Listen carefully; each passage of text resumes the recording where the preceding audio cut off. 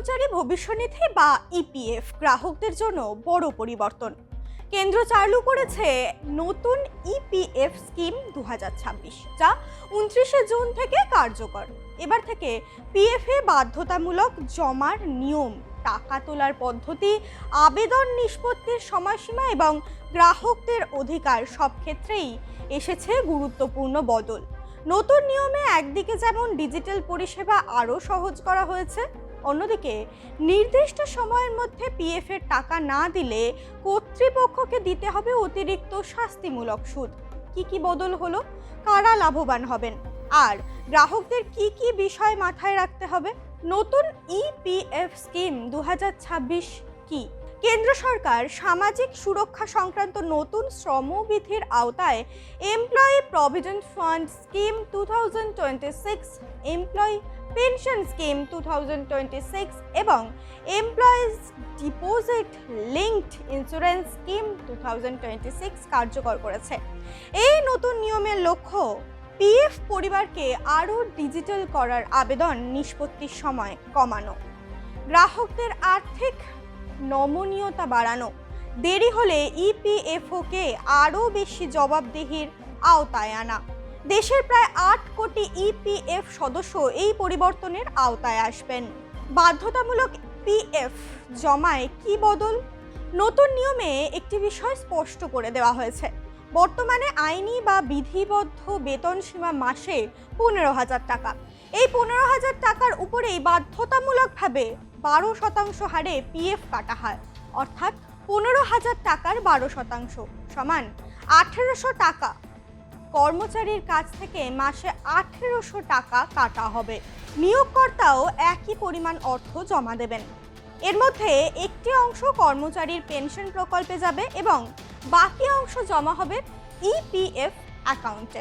1,800 টাকার বেশি জমা দিলে কি হবে? এটাই নতুন নিয়মের অন্যতম বড় পরিবর্তন। আগে অনেক সংস্থা কর্মচারীর পুরো বেতনের উপর ভিত্তি করে পিএফ কাটত। এখন নতুন নিয়মে বলা হয়েছে 1,800 টাকার বেশি যে কোনো জমা ঐচ্ছিক বা ভলান্টারি কন্ট্রিবিউশন হিসেবে ধরা হবে। অর্থাৎ আপনি চাইলে নিজের অবসরের জন্য বেশি টাকা জমা করতে পারবেন, কিন্তু সেটা আর বাধ্যতামূলক নয়। যারা ভবিষ্যতের জন্য বড় তহবিল গড়তে চান, তাদের জন্য এই সুযোগ থাকছে। পিএফ এর টাকা তোলার ক্ষেত্রে বড় পরিবর্তন। নতুন স্কিমে আংশিক টাকা তোলার নিয়মেও পরিবর্তন এসেছে। এখন থেকে সদস্যকে নিজের অ্যাকাউন্টে অন্তত 25% ব্যালেন্স রেখে দিতে হবে, অর্থাৎ পুরো টাকা একসঙ্গে তুলে নেওয়া যাবে না যদি না নিয়ম অনুযায়ী সম্পূর্ণ উত্তোলনের যোগ্য হন। কোন কাজে পিএফ এর টাকা তোলা যাবে? নতুন নিয়মে আগের মতোই একাধিক ক্ষেত্রে টাকা তোলার সুযোগ থাকছে, যেমন গুরুতর অসুস্থতা, নিজের বা সন্তানের উচ্চশিক্ষা, বিয়ে, বাড়ি বা ফ্ল্যাট কেনা, জমি কেনা, নতুন বাড়ি তৈরি, বাড়ির সংস্কার, হোম লোন শোধ, বিশেষ জরুরি পরিস্থিতি। অর্থাৎ জরুরি আর্থিক প্রয়োজনে পিএফ এর টাকা ব্যবহার করা যাবে। টাকা পেতে আর দেরি হলে কি হবে? এই অংশটাই সবচেয়ে গুরুত্বপূর্ণ। এখন থেকে ইপিএফ থেকে টাকা তোলার আবেদন জমা পড়ার 20 দিনের মধ্যে সেই আবেদন নিষ্পত্তি করতে হবে। শুধু টাকা তোলাই নয়, পেনশন, বীমার দাবি সব ক্ষেত্রে এই 20 দিনের সময়সীমা প্রযোজ্য। 20 দিনের মধ্যে টাকা না দিলে কি হবে? যদি ইপিএফও নির্ধারিত সময়ে আবেদন নিষ্পত্তি করতে না পারে, তাহলে সংশ্লিষ্ট সদস্যকে দিতে হবে বার্ষিক 12% হারে অতিরিক্ত শাস্তিমূলক সুদ। এটাই নতুন নিয়মের সবচেয়ে কড়া অংশ। আগে দেরি হলে সুদের হার ছিল ইপিএফ এর সাধারণ সুদের সমান। এখন সেটি বাড়িয়ে করা হয়েছে 12%, অর্থাৎ দেরি করলে ইপিএফওর আর্থিক দায় অনেকটাই বেড়ে গেল। এই অতিরিক্ত সুদের টাকা কোথা থেকে আসবে? নতুন নিয়ম অনুযায়ী এই অতিরিক্ত সুদের অর্থ সংশ্লিষ্ট পিএফ কমিশনের বেতন থেকে কেটে নেওয়া হবে, অর্থাৎ দায় থাকবে নির্দিষ্ট আধিকারিকের উপর। ফলে আবেদন দ্রুত নিষ্পত্তির ক্ষেত্রে চাপ আরও বাড়বে। কোন ক্ষেত্রে এই সুদ মিলবে না? তবে সব ক্ষেত্রে এই সুবিধা পাওয়া যাবে না। যদি আবেদনপত্র অসম্পূর্ণ হয়, কেওয়াইসি ভুল থাকে, আধার বা অন্যান্য তথ্যের মিল না থাকে, প্রয়োজনীয় নথি জমা না পড়ে তাহলে 12% অতিরিক্ত সুদের দাবি করা যাবে না। কেন এত আবেদন আটকে যায়? ইপিএফওর আধিকারিকদের মতে সবচেয়ে বড় সমস্যা হলো কেওয়াইসির অসঙ্গতি। অনেক ক্ষেত্রে আধারের নাম একরকম, পিএফ রেকর্ড অন্য নাম, ঠিকানায় মিল নেই, জন্ম তারিখ আলাদা অথবা নথিতে ভুল তথ্য রয়েছে। এই ধরনের সমস্যার কারণেই হাজার হাজার আবেদন আটকে থাকে। তাই আবেদন করার আগে কেওয়াইসি আপডেট করা অত্যন্ত জরুরি। ডিজিটাল ব্যবস্থায় কি সুবিধা? কি রে, তোর বেশ র্যাশ হয়েছে দেখছি। হ্যাঁ রে, কি করবো বলতো, র্যাশগুলো কিছুতেই কমছে না। অনেক কিছু ইউজ করলাম তবুও কমছে না। আমার মনে হয় তোকে কোনো একজন ভালো ডার্মাটোলজিস্টের কাছে দেখানো উচিত। তুই ঠিক বলেছিস, কিন্তু কোনো ভালো ডার্মাটোলজিস্ট থাকলে একটু সাজেস্ট কর না প্লিজ। এই তোর তো একবার র্যাশ হয়েছিল না? তুই কোথায় দেখিয়েছিলিস? তুই একবার গৌরীদেবী হসপিটালসে দেখাতে পারিস, ওখানে ভালো এক্সপিরিয়েন্স ডার্মাটোলজিস্ট আছে। আমারও সেম প্রবলেম হয়েছিল, এখন ওখানে ট্রিটমেন্ট নিয়ে আমি এখন ঠিক আছি।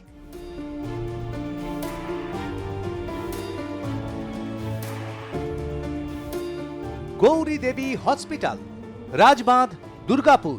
যোগাযোগ 8001003333, 8001113333।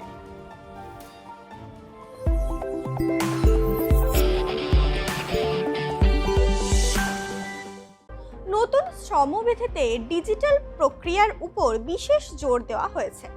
যদি কেওয়াইসি ঠিক থাকে এবং আবেদন সম্পূর্ণ হয়, তাহলে সাধারণত 20 দিনের আগে আবেদন নিষ্পত্তি হয়ে যায়। অনেক ক্ষেত্রে মাত্র 3 দিনের মধ্যেই টাকা ছাড় হয়েছে।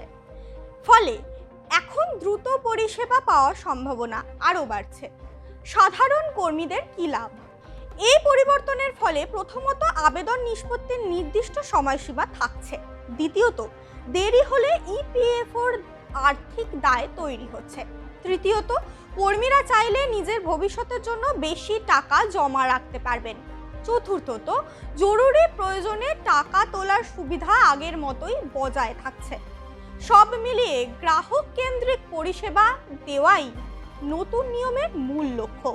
কি কি বিষয় এখনই দেখে নেবেন? যদি আপনার ইপিএফ অ্যাকাউন্ট থাকে তাহলে এখনই নিশ্চিত করুন আধার লিঙ্ক করা আছে কিনা, প্যান কার্ড আপডেট আছে কিনা, ব্যাংক অ্যাকাউন্ট যাচাই হয়েছে কিনা, মোবাইল নাম্বার সক্রিয় আছে কিনা, নাম, জন্ম তারিখ ও অন্যান্য তথ্য সব নথিতে এক রয়েছে কিনা। এই তথ্য ঠিক থাকলে আবেদন দ্রুত নিষ্পত্তি হওয়ার সম্ভাবনা অনেক বেশি।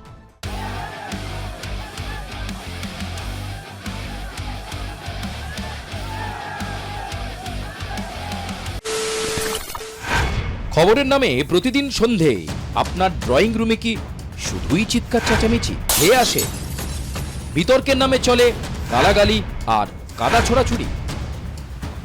এবার সময় পরিবর্তনের, কারণ আমরা কান ফাটানো চিৎকারে বিশ্বাস করি না। আমরা বিশ্বাস করি খবরের সত্যতায়। আমরা কোনো পক্ষের হয়ে গলা ফাটাই না, আমরা সাধারণ মানুষের হয়ে প্রশ্ন তুলি। চিৎকার নয়, শুধু খবর হবে যেখানে বিতর্ক আছে কিন্তু কুৎসিত ঝগড়া নেই। সঠিক তথ্য, বিশ্বস্ত খবর। নজর রাখুন আর প্লাস নিউজে।